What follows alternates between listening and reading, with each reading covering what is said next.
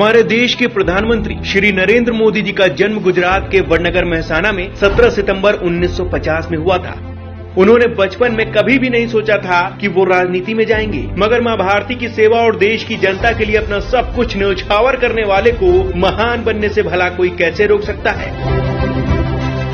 आज हम उन्हीं की शून्य से शिखर तक की कहानी बताएंगे। पीएम मोदी का बचपन में सिर्फ एक ही सपना था कि वो भारतीय सेना में शामिल हों। उनके पिता श्री दामोदर दास मोदी की गुजरात के वडनगर रेलवे स्टेशन में छोटी सी चाय की दुकान थी। बचपन में पढ़ाई से उन्हें जो भी समय मिलता उसमें वो दुकान पर अपने पिता का हाथ बटाने पहुँच जाते थे। ट्रेनों में चाय भी बेचते थे। जंग के मैदान से लौटने वाले जवानों को चाय पिलाना उन्हें बहुत पसंद आता था। वो बड़े होकर खुद को फौजी की वर्दी में देखना चाहते थे।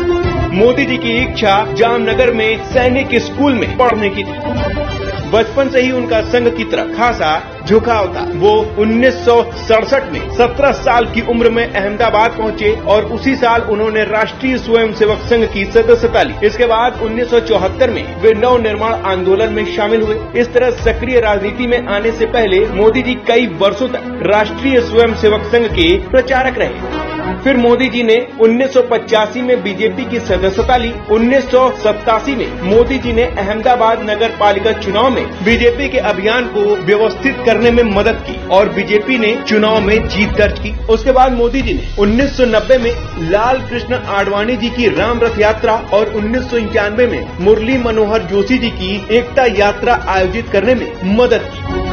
समय बीतता गया और 1995 में वो भाजपा के राष्ट्रीय सचिव चुने गए और दिल्ली चले गए। उन्होंने हरियाणा और हिमाचल प्रदेश के चुनाव अभियान का नेतृत्व किया। मोदी जी को 1996 में बीजेपी के महासचिव संगठन के रूप में पदोन्नत किया गया। केशुभाई पटेल का स्वास्थ्य खराब हुआ और बीजेपी ने उपचुनावों में कुछ राज्य विधानसभा सीटें खो दी। बीजेपी के राष्ट्रीय नेतृत्व ने पटेल की जगह मोदी जी को गुजरात के मुख्यमंत्री की कमान सौंप दी। 7 अक्टूबर 2001 को मोदी जी ने गुजरात के मुख्यमंत्री के रूप में शपथ ली।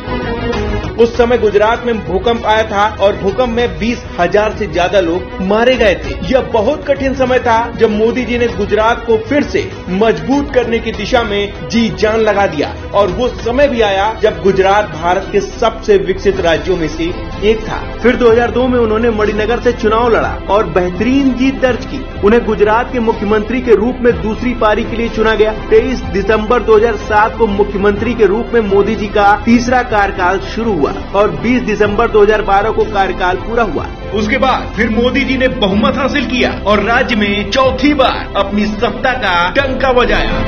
2014 में विधानसभा से इस्तीफा दे दिया। फिर नरेंद्र मोदी जी 14वें भारत के प्रधानमंत्री के रूप में चुने गए। मोदी जी ने 26 मई 2014 को भारत के प्रधानमंत्री के रूप में शपथ लिया। उसके बाद आज तक वो शिखर के मार्ग पर चलते चले जा रहे हैं। उन्होंने भारत को वैश्विक पटल पर एक अलग पहचान दिलाई है और भारत की अर्थव्यवस्था को तीसरी सबसे बड़ी अर्थव्यवस्था की तरफ ले जाने के लिए अग्रसर है।